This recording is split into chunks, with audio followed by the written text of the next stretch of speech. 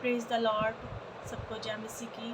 प्रभु का धन्यवाद करते हैं आज के सुंदर दिन के लिए, और प्रभु का धन्यवाद करते हैं उसने फिर से मौका दिया कि मैं आप सब लोगों के बीच में प्रभु के वचन को शेयर कर सकूं।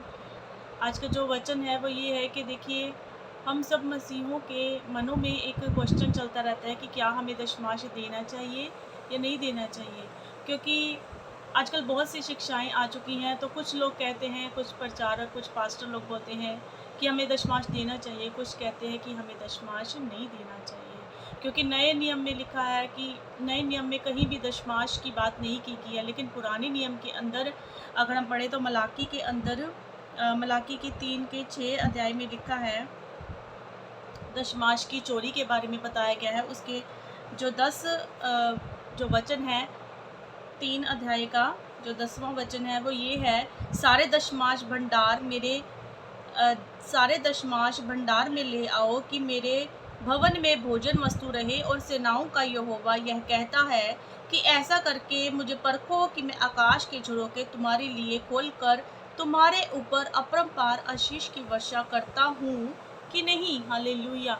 देखिए, प्रभु का वचन तो हमें ये कहता है कि हमें दशमांश देना चाहिए, कि वो परमेश्वर के जो घर है उसमें भोजन की जो वस्तुएं हैं उसकी कमी नहीं होनी चाहिए, ताकि कोई भी गरीब बेसहारा आए तो वो खाए, वो भूखा ना रहे, और जो वहाँ पे मजदूरी करते हैं उनका भी पेट भर सके।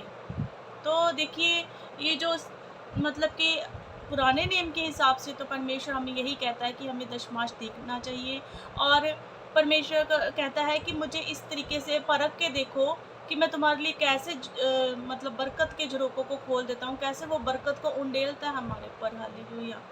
तो देखिए, अगर हम देखें, जो लोग कहते हैं नए नियम के अंदर लिखा है, नए नियम के अंदर हमें कहीं भी नहीं बताया गया कि दशमांश देना चाहिए। लेकिन प्रभु यीशु मसीह ने क्या कहा कि मैं व्यवस्था को लोप करने नहीं, बल्कि मैं व्यवस्था को पूरी करने के लिए आया हूँ। प्रभु यीशु मसीह ने ये क्यों कही बात? देखिए, अगर प्रभु ने पहले बोला गया था कि व्यभिचार नहीं करना, तो अब प्रभु ने कहा है कि अगर तुम मन में ही सोच लोगे तो तुमने समझ लोगे कर दिया। अब यहाँ पे दशमांश का प्रश्न आता है। तो देखिए, पुराने नियम में बताया गया है कि हमें दशमांश देना चाहिए, लेकिन नए नियम के अंदर एक जगह पे लूका के 21 अध्याय में है, उसमें एक विधवा है जो अपना दान दे रही थी। तो वहाँ और भी लोग थे जो मतलब कि वहाँ पे मंदिर में दान दे रहे थे। तो प्रभु यीशु मसीह बैठकर देख रहे थे कि कौन दान ये किस प्रकार से देते हैं। हालेलुया। लेकिन देखिए, उसमें क्या है कि सब दान दे रहे थे अपने बढ़ती में से, लेकिन जो विधवा है वो अपनी घटी में से वो दान दे रही थी। उसके पास 2 दमड़ी थी, उसने 2 दमड़ी ही उसमें डाल दिया। तो प्रभु यीशु मसीह को वो पसंद आया कि उसने सारी की सारी जीविका ही अपनी उसमें डाल दी। तो अब अगर सोचा जाए ना, अब दशमांश की बात नहीं की जा रही, अब दान की बात की जा रही है कि अब तू अगर हो सके तो तू दे दे, जितना तेरे से हो सकता है ना। और वचन में लिखा है कि परमेश्वर हर्ष से देने वालों से प्रसन्न होता है, जो हम हर्ष से देते हैं। हालेलुया। तो देखिए, ये समझने वाली बातें हैं कि यहाँ पे कल्ला दशमांशी बोला गया था, लेकिन यहाँ पे तो पूरा दान मांगा गया कि जितना हो सकता है तू दे दे। एक विधवा ने पूरी जीविका दे दी। क्या आज आप लोग जीविका दे सकते हैं? कोई नहीं अपनी जीविका देंगे। सब कहेंगे बच्चे पालने हैं, अपना घर देखना है, कोई नहीं करेगा ये सब चीज़ें। तो क्या आप दशमांश से भी मुकर जाओगे? इसका मतलब तो आप खुदा के राज्य में कुछ होना ही नहीं चाहते। आप परमेश्वर के वचनों को बड़े ध्यान से पढ़िए, क्योंकि जो खुदा ने आज्ञाएं ठहराई है ना, वो आपको देना ही चाहिए। जो दशमांश परमेश्वर ने बोला है वो आपको देना ही चाहिए। प्रभु कहता है, मैं युगा युगान एक सा हूँ। तो परमेश्वर पहले भी जैसा था, आज भी वैसा का वैसा ही है। प्रभु यीशु मसीह ने आज्ञाएं लोप नहीं की हैं, बल्कि उसको पूरा कर दिया है। अब हमारे दान के ऊपर दशमांश से बढ़कर देना है अब हमने। हालेलुया। तो देखिए, मेरा कहने का मतलब यही था। अगर हम 1 तिमोथी 5 की 17-18 में पढ़ते हैं, मैं आपको निकालती हूँ, मैं पढ़ के बताऊँगी आपको।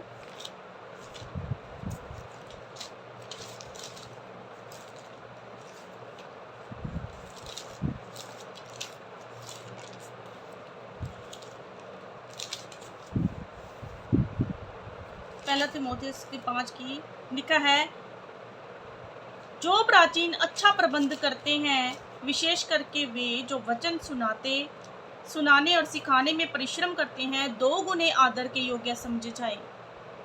क्योंकि पवित्र शास्त्र कहता है, दावने वाले बैल का मुंह ना बांधना, क्योंकि मजदूर अपनी मजदूरी का हकदार है।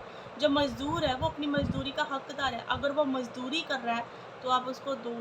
हमने दशमांश भी देना है, हमने दान भी देना है, क्योंकि जितना और एक जगह पे और लिखा हुआ है, मेरे ख्याल से 2 कुरिन्थियों में है वो,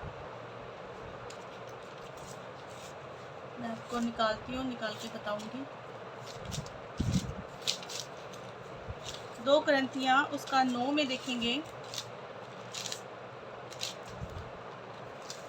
दान कैसे दें। यहाँ पे लिखा है कि परंतु बात यह है कि जो थोड़ा बोता है वह थोड़ा काटेगा भी, और जो बहुत बोता है वह बहुत काटेगा भी। हर एक जन जैसा मन में ठाने वैसा ही दान करे, ना कुड़ के और ना दबाव से, क्योंकि परमेश्वर हर्ष से देने वालों से प्रेम रखता है। हालेलुया।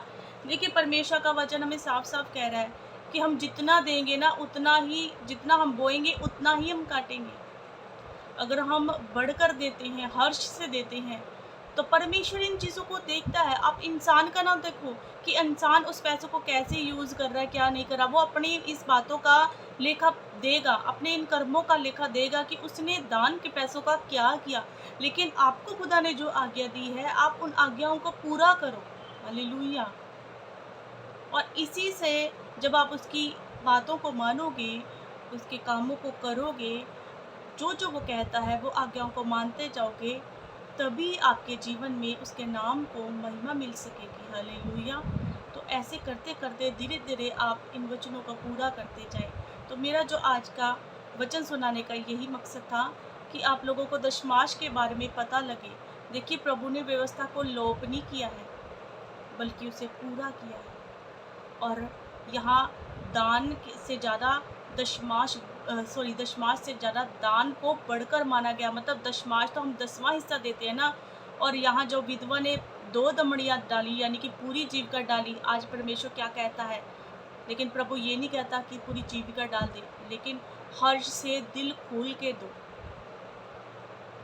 तो जो दशमांश दे रहे हैं वो देते रहे, और देना भी चाहिए, क्योंकि प्रभु के राज्य के लिए वो, और ये जो पैसा है ये प्रभु की सेवा में काम आता है। हालेलुया। प्रभु आप सबको इस वचन के द्वारा आशीष दे।